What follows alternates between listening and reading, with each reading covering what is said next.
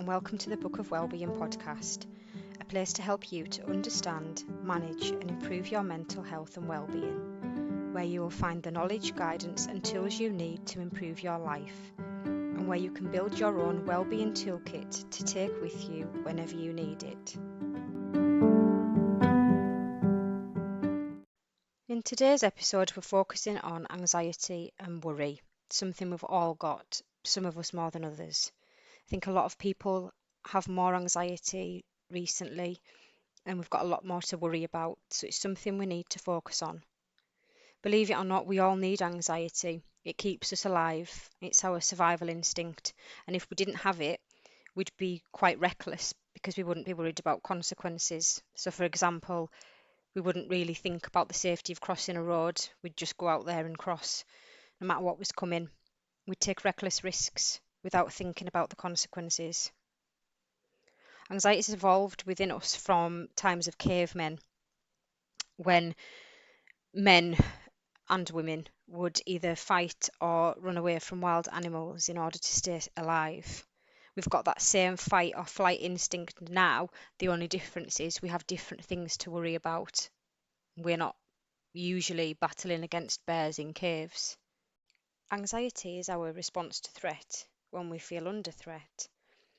When our anxiety is in overdrive, we can become constantly on the lookout for some form of threat, that on edge feeling that kicks in when we feel like we need to protect ourselves, and we become hypersensitive to what goes on around us. Anxiety affects us all in different ways and in different forms, from making us feel cautious, uneasy, on edge, to dominating our whole lives. It comes in internal thoughts and panic, and externally in our physical body, like tremors and panic attacks. For some people it's occasional and temporary, for others it's an almost permanent fixture. But it doesn't have to stay like this. If we work on managing our worry, then we can get a better hold of it. To do this, we need to go through the steps from episodes 1 and 2. First, we need to think about and accept that we need to make some changes, and we need to be willing to make the changes. And then we need to become conscious and aware of our thoughts, accepting that they're not facts, but noticing them, that they're there, being curious about them without fixating on them. I think of anxiety a bit like a weed, and the more we feed the weed, the bigger it grows. We feed it by ruminating on our thoughts, repeating the same story over and over, and we feed it by using flight instead of fight.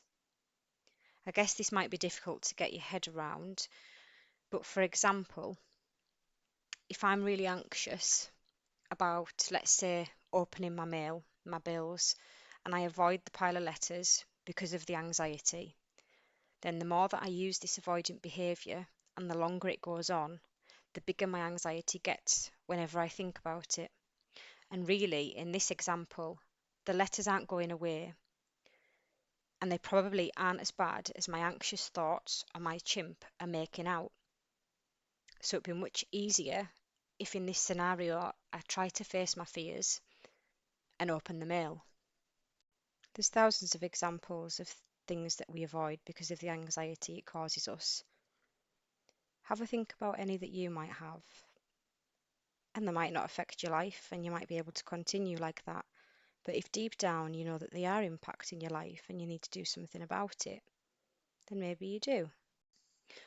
One of the first steps that we need to do when we're working to overcome a problem we've got with our mental health or well-being is to develop our knowledge and understanding of the area and what's going on. Because if we have a better understanding, then we know what to do about it. That's my aim throughout this podcast, to develop your knowledge around these different areas. But what you've also got to do is develop your own knowledge and understanding of yourself, because we're all different. And when we're thinking about this and anxiety, you need to really think about what triggers the anxiety, what happens to make it worse. Sit and think about this, because that will help in the overall management of how we control our worries.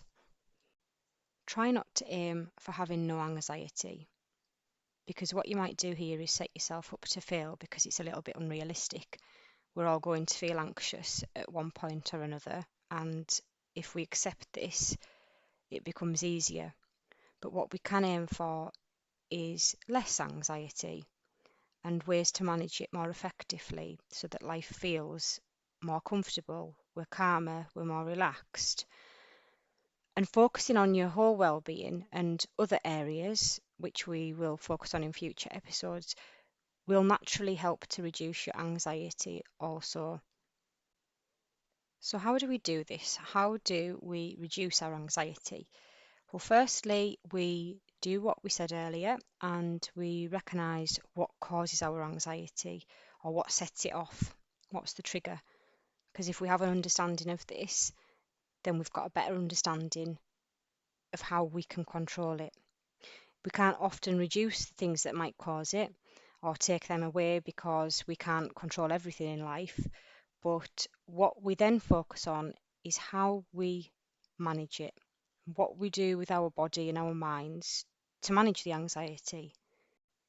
Our brains can't be panicked and calm at the same time, and neither can our body.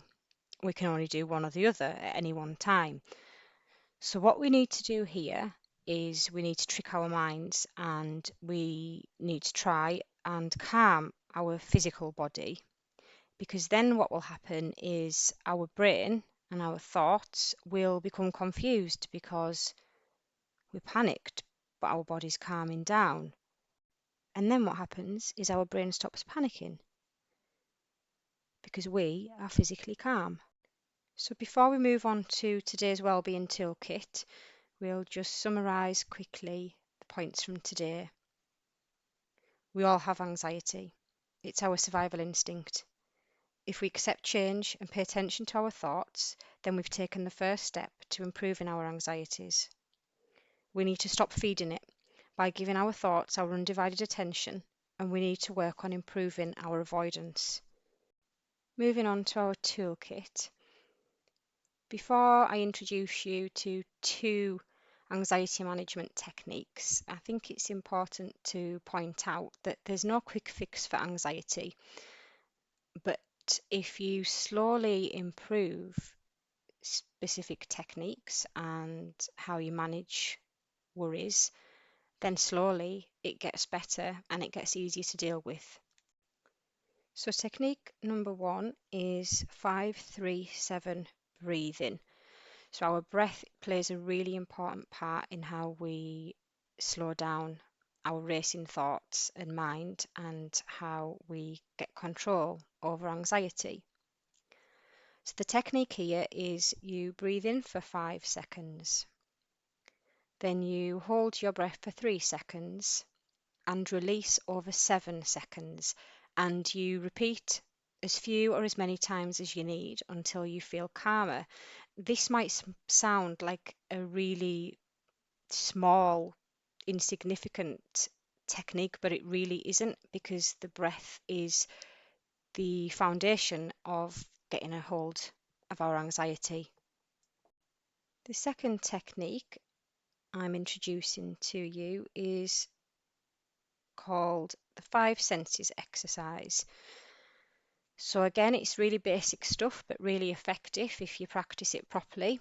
So you think about your 5 senses and you go through each sense. So let's say, for example, I'll start with my eyes. You look around and focus with your eyes on an object that you can see, and you can spend as little or as much time as you want focusing on each sense. The longer you do, the more effective it becomes. So for example, if I can see a plant, I might spend a lot of time thinking about the plant, what it looks like, its colour, its size, its shape.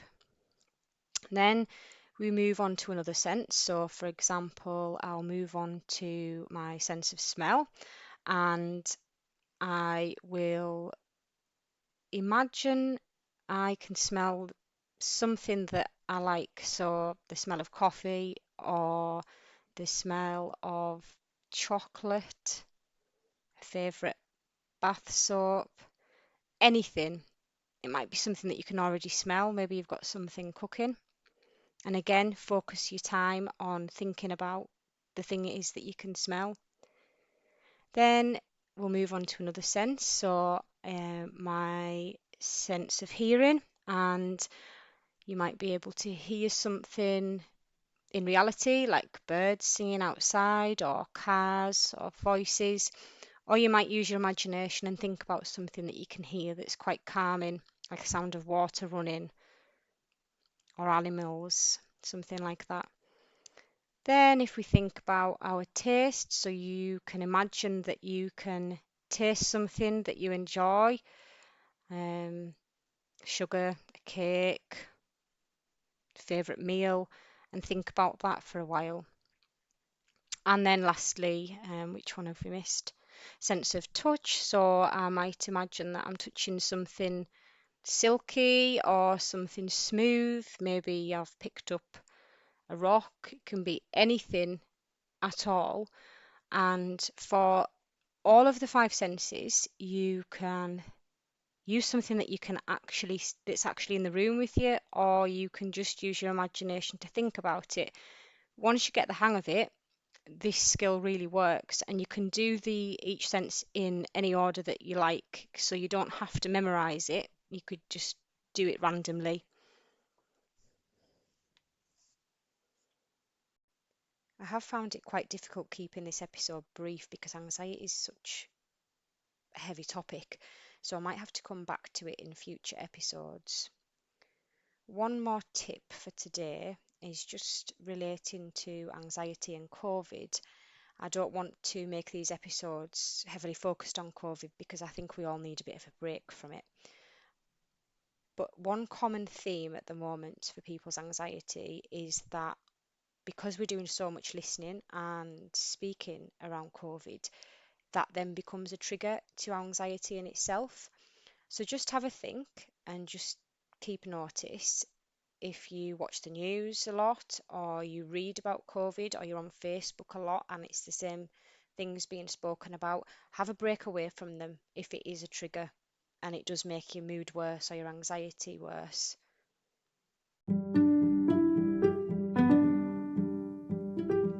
That brings us to the end of today's episode. I hope you found it helpful. Don't forget to follow my Instagram and Facebook page at The Book of Wellbeing. Next time we'll be focusing on sleep. Thank you for listening.